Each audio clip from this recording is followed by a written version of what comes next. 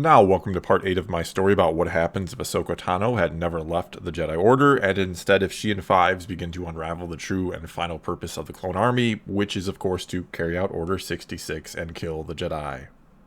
And very quickly before getting back to it, if you have not seen the first 7 parts of this, I would highly recommend starting at part 1, and if you enjoy it, working your way back to this part. Otherwise, this video or part of the story really isn't going to make any sense to you. And links to all previous parts or the playlist will be in the description and comments below. And now, without further ado, let's get back to the story. We start on Coruscant, at the Jedi Temple during the middle of the day, where inside we see Obi-Wan Kenobi and Mace Windu strolling rather leisurely together down one of the many corridors, and we jump into the middle of a conversation between the two and hear Windu say, "Skywalker has yet to return or check in, same goes for his Padawan." Obi-Wan gives a bit of a nod of the head and says, "Yes, well I wish I could say that's out of the ordinary for them." Windu gives a frown as if not a fan of that answer, and so Obi-Wan continues, "But if I've learned anything about Anakin, it's that he always does what he thinks is right, but he doesn't always think too far beyond that. If he's not back, then there's a good reason for it, at least in his mind." Windu then simply says back, "And his Padawan?" Obi-Wan replies, "I haven't spoken with Ahsoka since we were wrong about her." Again, we see Windu frown as if not a fan of the wording. He then quickly says, "We were all deceived by Padawan Offie." And so Kenobi quickly fires back, "But look at how easily we were deceived, just how wrong we all were. And as a Jedi, our mistakes tend to have more consequences than the mistakes of most." Windu then stops, and so does Kenobi, and Windu says, "I feel you're trying to say more here, Master Kenobi." Obi-Wan shakes his head, but then says, "Only that I wonder what else we may be wrong about. We're on the verge of by far the largest operation of this war, and one that will likely determine the final outcome, and yet I feel we're missing something." The two are quiet for a moment, both in thought, but then Kenobi adds, "Plus now you tell me Master Yoda is unwell." Windu then nods and responds, "We're trying to keep it quiet, as we're trying to keep this whole operation quiet. The last thing we want to do is hurt morale at a time like this. But he's in the medbay undergoing some tests. We fear it may be the stress of the war coupled with his age finally catching up with him." "And what exactly are his symptoms?" Obi-Wan asks. Windu then seems reluctant to answer, but finally does after some hesitation. "He's claiming to hear the voice of Qui-Gon Jinn." Obi-Wan's mouth opens in awe. "Qui-Gon," he manages to mutter. "But how could that be?" Once more we see Windu give something like a disapproving frown. "It can't," he then says. "Consciousness is lost after death. There is only the Force. We all know this." Obi-Wan nods as if agreeing, but then says, "I did see Qui-Gon on Mortis, though I'm not sure if I believed it was really him, or if I just wanted to believe it was him." Windu then quickly says back, "Just like Yoda likely wants to believe now. Clear your mind of this, Master Kenobi. You and the 212th have one of the most vital parts of this upcoming operation. Don't let yourself be distracted by the failings of a nearly 900-year-old mind." It's now Obi-Wan's turn to give a look that says he doesn't really appreciate the wording, but regardless, he nods and the two continue their walk and discussion. That's when we're taken to another part of Coruscant, to a docking base somewhere not all too far away from the temple where Windu and Kenobi are having their discussion, and we see Maul's Mandalorian Gauntlet starfighter resting on an underground landing platform. Soon enough, we're taken into the cockpit where we see both Maul and Ahsoka sitting next to each other, and we once again seem to jump into the middle of a conversation. "Let me remind you," we hear Maul say, "that the longer we sit here, the more we risk my master sensing my anger, and thus sensing my presence and coming for us. We should consider striking while we still have the element of surprise, for without it we stand little chance against him." Ahsoka rolls her eyes a bit and says, "You Sith sure are impatient." But Maul quickly replies, "On the contrary, what is happening now is the result of 1,000 years of patience from the Sith, of waiting for just the right time to reveal ourselves and strike, while the Jedi have become the impatient ones, the ones who dove headfirst into a war they didn't understand, who now believe they are the ones who should dictate the future of the galaxy. The Sith are the liberators in this conflict." Ahsoka then gives him a look as if trying to remind him that he's talking to a Jedi, and that the plan is not for the Sith to win, but for Sidious to be stopped. After that, well, Ahsoka would worry about what to do with Maul, the lesser of the two threats in her eyes, afterwards. She then says to him, "And so what would you suggest exactly? That we walk into his office and simply challenge him?" "Challenge Sidious," Maul says, followed by a long, hearty laugh that clearly annoys Ahsoka. "No, I think you misunderstand what must be done, my apprentice." "I told you to stop calling me that," Ahsoka says. "And yet you understand so little and have so much to learn yet. We will not challenge Sidious. You will confront him, call him out, and do whatever you must to provoke him, to make him drop his mask and to reveal his true self. And preferably when he thinks he is on the verge of his ultimate victory, for overconfidence is the only weakness he has." Maul begins to nod his head excitedly, and his eyes become almost distant, as if now seeing in his head his grand plan coming to fruition. "Yes, you will be a distraction, and with any luck he will delight in the opportunity to finally strike down a Jedi, relish in it long enough for me to strike from the shadows undetected. He will not sense my hatred for him until it is too late." To all that, Ahsoka gives a brisk shake of the head as if to say, that is not going to be the plan. She then says, "If it's your anger and your hatred you fear him sensing so much, have you ever considered maybe not being so angry?" Maul just snorts and says, "Spoken like a true Jedi, by one who doesn't know what real anger and hatred is." It's now Ahsoka's turn to snap back at him. "You're talking to someone whose best friend set them up for murder, which would have likely gotten me executed by the Republic for treason. I should hate Barriss for that. I have every reason to hate her. But instead I only pity her, as I pity you." Maul absolutely snaps. "Pity me!" he all but screams as he springs to his feet, his hand going to his saber at his side but not taking hold of it. "I don't want your pity, Jedi. I only need you to destroy Sidious. Once that is done..." But Maul cuts himself off, and so Ahsoka, who still calmly sits there, simply asks, "And once that's done, you'll what?"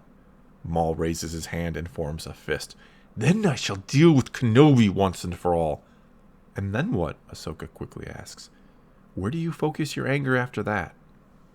Maul is about to answer until he realizes that there is no answer, that he doesn't know what comes next, after he gets everything he wants, after he gets his revenge.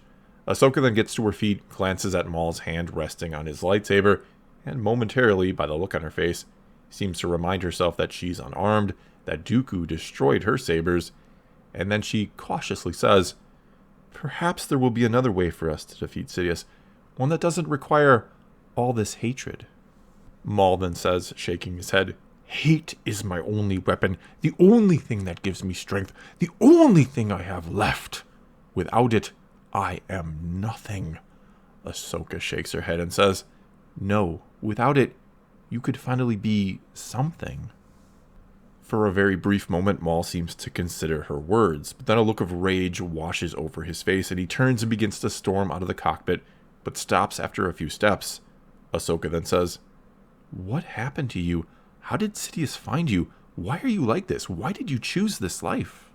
Maul shuts his eyes and begins shaking his head, slowly at first, but then more and more vigorously, as if memories are flooding back and he's trying to rid himself of them. "Why? No, there is no why. No past. Nothing before him. There is only his teaching, his cruel teachings. There is only the hate, the anger, the brutality. There is only the dark side." Maul's eyes open, and standing before him now is Merrin, the young Night Sister child. We then see an image flash in his mind, an image of him when he was much younger, nothing but a child, an image of the day Palpatine took him away. Ahsoka then asks, "What happened to you?" Maul is quiet for some time, then finally says, "Sidious took me as a child. There was no choice, never a choice." "Well, you have one now," Ahsoka says back. Maul snarls and looks over his shoulder at her and says, "Maybe according to you, but not according to the dark side." Ahsoka shakes her head rather helplessly. I don't understand." "And hope you never do," is all he says as he walks ahead and right past Merrin, as if he could care less that she was there. Ahsoka quickly calls out, stopping Maul briefly, "I'm going to the temple now. I have to know why the Jedi were called back. What's going on? Besides, I almost feel like like something else is calling me back to the temple, that there's something there for me, and whatever it is, I think it involves you. Ahsoka pauses and takes a few steps towards Maul, then continues, there is still hope for you, still a chance to put all this right. Maul only shakes his head. I care little for your hope. Vengeance and hatred is all I need, what I will use to make things right when I kill Sidious. Next, we find ourselves once again in one of the many corridors of the Jedi Temple, where we see that Ahsoka Tano has indeed made her way there, and is walking around a little hesitantly, like she's not sure exactly what to do, or maybe say if anyone asks where she's been or up to, or if they've perhaps heard that she was dead, which Anakin told Palpatine at one point. For the most part, though, any and all other Jedi she passes seem very preoccupied, so much so that even when she tries to make eye contact or subtly get their attention, they just walk on by, somewhere more urgent or important to be. Finally, though, she just stops, folds her arms, and mutters to herself something about how apparently she wasn't missed all that much, and that maybe she should have just ignored the call back like they're ignoring her now. It's as she's debating what to do next when she, and we, hear the voice of Master Yoda in her head. Waiting for you I have been. In the medbay you will find me. Master Yoda? Ahsoka blurts out, but thankfully for her none of the other Jedi around pay her any attention, and so quickly now she heads off in the direction of the medbay. Soon enough we're in a different hallway, though one that looks very similar to all the others, except for the fact that there is a hovering medroid gliding down the center of it, and that standing outside one of the doorways are two temple guards, which is of course the door that catches Ahsoka's attention, and when it does, she again hears the voice of Yoda in her head. Worry not, keep me in they are meant to, not keep others out. Confidently then, maybe a bit too boldly or confidently, with a look of how could I ever possibly be up to something on her face, Ahsoka strides right up to the door to where the guards are and walks right past them, without either of them giving her a second look. Which causes her to let out a little sigh of relief once she's inside the room, but that relief quickly turns to worry when she sees Yoda tucked into bed and surrounded by machinery to monitor his health, and she moves to his bedside immediately. Fine, I am, young one, Yoda quickly says to her. Losing it, the others think I am, but clearer my mind has never been. Ahsoka, still looking very worried despite his words, then says, I don't understand, what's going on? Why are you under guard in the medbay? Yoda gives a devilish little grin and says, Leave they think I will, and leave I shall, with your help.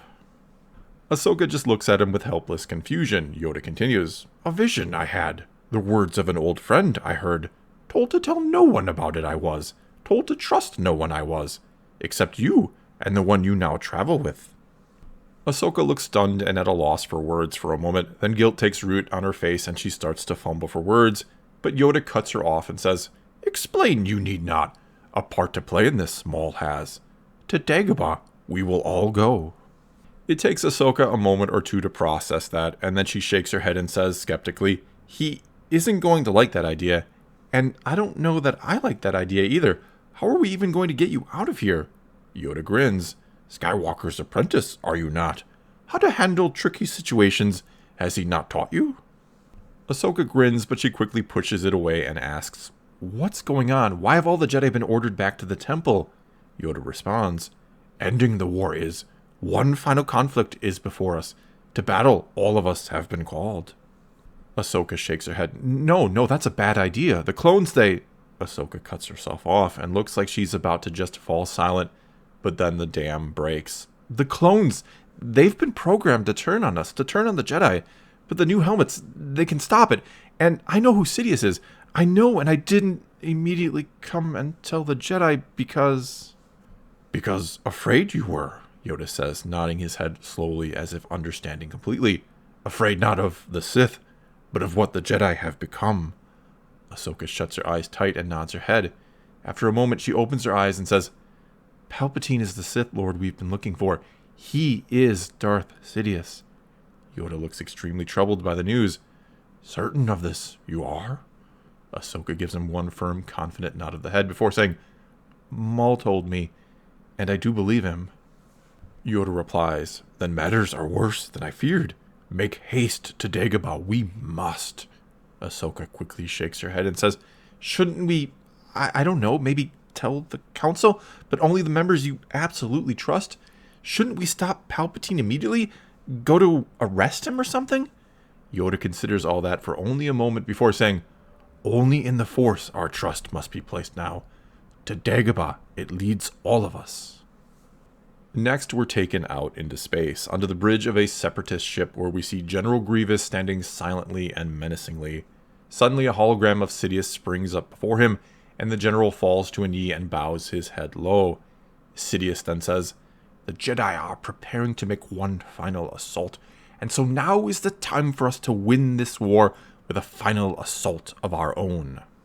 Grievous remains silent and Sidious continues, "In secret Republic forces now mass on Coruscant, and it is here we shall strike before they are ready." Grievous's head comes up slightly. "My lord, our forces are already stretched thin. How are we—" Sidious cuts him off. "Do not question my orders, General. You will begin to quietly pull forces from the Outer Rim to assemble an attack force." Grievous's head comes up a little more. "But my lord, attacks in the Outer Rim have been intensifying as of late. If we—" Again, Sidious interrupts. "It is all merely a distraction while their forces mass on Coruscant to assault our new droid factories, an assault that will be stopped before it ever happens." "But at the expense of the Outer Rim, my lord," Grievous counters, and as soon as he says it, as soon as he questions, his head lowers again all the way to the ground, and he seems to brace for some sort of reprimand, but one that doesn't come. Grievous, emboldened, then says, "And what does Count Dooku think of this plan?" Sidious snarls and answers, "Dooku is lost to us, and no longer to be trusted. You are now in complete command, General. And during this attack on Coruscant, I will have a special assignment for you." We're then once again taken back to Coruscant, where we see a Republic cruiser in very low orbit, and from one of its docking bays we watch as a Republic gunship departs and starts to make its way down towards the surface. We're then taken inside this gunship where we see Fives wearing his new helmet standing beside Shaak Ti, and we seem to jump into the middle of a conversation between the two and hear Shaak Ti say, "I am sorry, Commander Fives, but I'm afraid I don't know much about this Jedi you've been assigned to.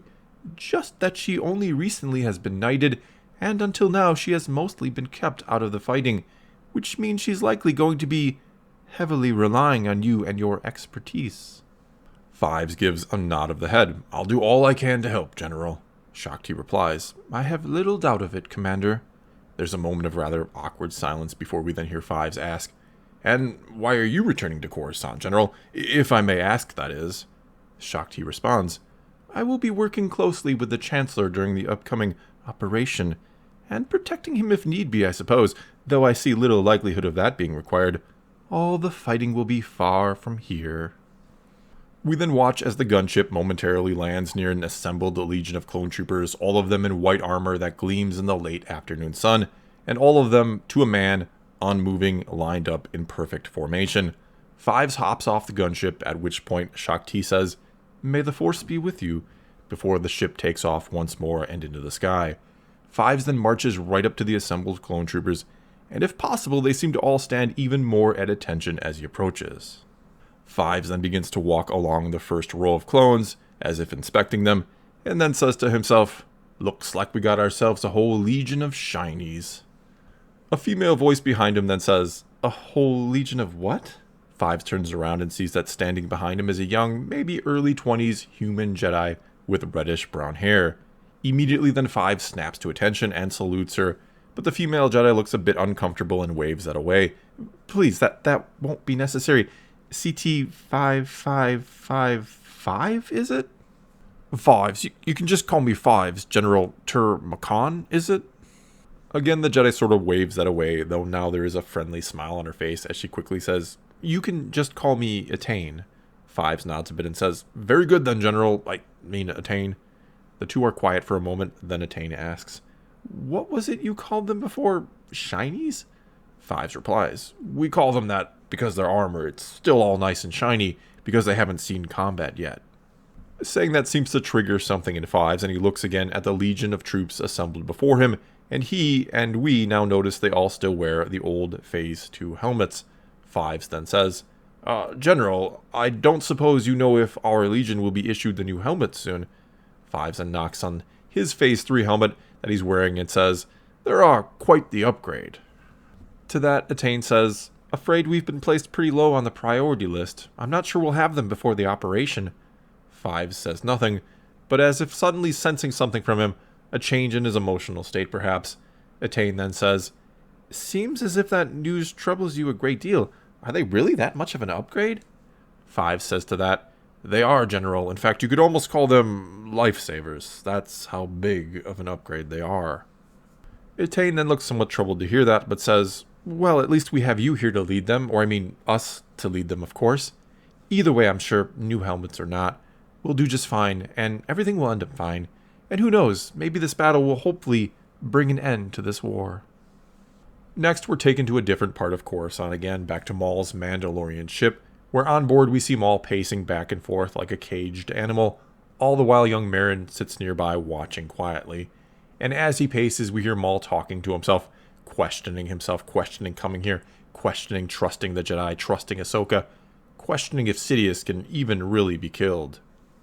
Suddenly then Maul stops dead in his tracks, and he finds himself looking down at Master Yoda, who now blocks his path, looking calm and leaning heavily on his cane. Maul is so caught off guard and shocked that he almost falls backwards, his hand going for his saber at his side, but Yoda is faster, and with the Force, the ancient Jedi Master takes hold of the weapon and pulls it to himself. Holding it up, Yoda says to Maul, "Need this? You will not." A moment later, Ahsoka comes to stand next to Yoda and looks like she's about to say something to try and calm the rage and anger that's quickly building within Maul, but Maul then shouts at her first, "You have betrayed me!" But Yoda quickly says, "Betrayed many in this life you have, but betrayed this day you have not been." Maul then reaches out with the Force, tries to take hold of his lightsaber to pull it back to himself and to free it from Yoda's grasp, but with only a little effort, Yoda manages to keep his hold on it. "Unwise it would be to fight me. Come to help you I have, yes, help you I can." "I don't want your help, Jedi." Yoda cocks his head a bit and says, "So certain are you? Help you free yourself from your former master. I can." Maul shouts back, "The only thing that will free me from him is my death or his, and even then he will be with me, always there with me. There can never be freedom from him." Yoda lowers his head as if he feels nothing but sympathy for Maul. He then says, "There is one who wishes to speak with you, one who can show you the way, one who can show you what you have lost, and perhaps how to regain it." Maul then shouts back, "I don't want your games and riddles. Why can't you Jedi understand? I don't want to be saved. I don't want your pity. I only want revenge. I only want Sidious dead." Maul then makes a lunge at Yoda, but Yoda simply drops the cane, raises his hand, and Maul goes hurtling backwards, crashing hard into the wall and stunning him for a moment. Nimbly then, Yoda leaps over to Maul, who is quickly gaining his wits again, but Yoda raises a hand to Maul's head as if he's going to soothe him and put him to sleep like what happened to him before when Ahsoka and Anakin did it. But Maul says, "Not this trick again," as his eyes flare up with almost a greenish flame, a flame that quickly engulfs his entire body and takes Yoda by surprise, but not so much so that the Jedi Master falters. Maul then says with a voice that is not entirely his own, one that echoes with the countless voices of Night Sisters long since gone, "You cannot stop all of us, Jedi." But Yoda calmly says back, "Only one of you there truly is. Remnants are the rest of you. Death was your end." As Yoda holds out his hand still, Maul lets out an ear-piercing shriek, one that causes the two onlookers, Merrin and Ahsoka, to press their hands over their ears and to drop to their knees, but that does not affect Yoda at all. Suddenly, like a snap then, the green flames go out as if they never were, and Maul falls unconscious. Yoda lets out a long, slow sigh, then uses the Force to pull his cane back to himself, before he begins to limp towards the cockpit. "To Dagobah we must go now," he then says to Ahsoka, who is getting back to her feet, and looks far worse for wear than he does somehow. Yoda then glances at Maul's lightsaber, that Yoda absently had discarded when he leapt to Maul to subdue him, and he says to Ahsoka, "As I said, need that he will not." Ahsoka nods in understanding, and goes to pick it up as Yoda keeps limping on by. Yoda then says, "Come, Ahsoka, your help I will need." Ahsoka looks at him and asks, "My help flying the ship? But I thought—" No, Yoda interrupts. "With that, no assistance do I require. But to Dagobah, 2 others must be called. Ahsoka just looks confused. Who? I don't understand. What is going on? Yoda responds, to Dagobah, your master must be called, and my former apprentice. Ahsoka looks more confused than ever now, and says as she raises her arm to show off the communicator on her wrist, I can try to contact Anakin, but I'm not sure. Yoda again interrupts. Heed your call that way. He will not. Nor will my apprentice heed my call. Ahsoka just gives Yoda a look that says she has no idea what's going on, and really wants him to explain. So Yoda says, strong is the bond between master and apprentice. Nearly unbreakable it is, which is unfortunate for some. He briefly looks at the unconscious Maul when he says that last part. But use it we can, to form a bridge of sorts, to allow someone to speak with his lost master, as well as the student that should have been his. Without another word, Yoda turns and again heads back towards the cockpit, leaving Ahsoka standing there dumbfounded for several long seconds before she can only shrug and follow. Which is when we're taken to Sereno, to the home planet of Count Dooku, and into his palace where Anakin and Dooku walk side by side, and once again we seem to find ourselves in the middle of a conversation where we hear Dooku say, Palpatine will no doubt make a move to try and end this war quickly now. Anakin looks confused for a moment and responds, wouldn't that be a good thing? The war ending, I mean, and the Republic winning it. Dooku then puts a hand on Anakin's shoulder as they walk. This war was manufactured by Palpatine, but the grievances many have with the Republic were not. The Republic as is as broken as the Jedi Order, beyond the point of repair, I fear. Anakin stops and pulls himself away from Dooku and says, I don't know if I can believe all this. I don't know if I can do all this. Dooku, looking nothing but patient, then says, you must put your personal feelings aside, Anakin. You must look at the bigger picture. The galaxy has suffered enough, but it must suffer a little more if there is to eventually be peace again. The Republic cannot be allowed to win this war. Anakin falls silent and seems to think on all that, when suddenly both are distracted by something, by an image taking shape before them, a soft, ghostly blue image of Qui-Gon Jinn. My time in this form is very limited, but it is good to see you both. Dooku looks almost too moved to form words, so it's Anakin that manages to say, Master Qui-Gon, but how? There is no time to explain, Qui-Gon says. You must both come to Dagobah. There, all will be revealed. As quickly as he then came, Qui-Gon fades away, leaving Anakin and Dooku just standing there staring at each other. And that is where this part ends. Well, that's all I've got for you this time, which is probably a good thing since I'm about to lose my voice, I think. Either way, now it's your turn to tell me what you thought of this part of the story and what you think might happen next. So leave a comment below and let's talk some Star Wars. And until next time, thanks for watching.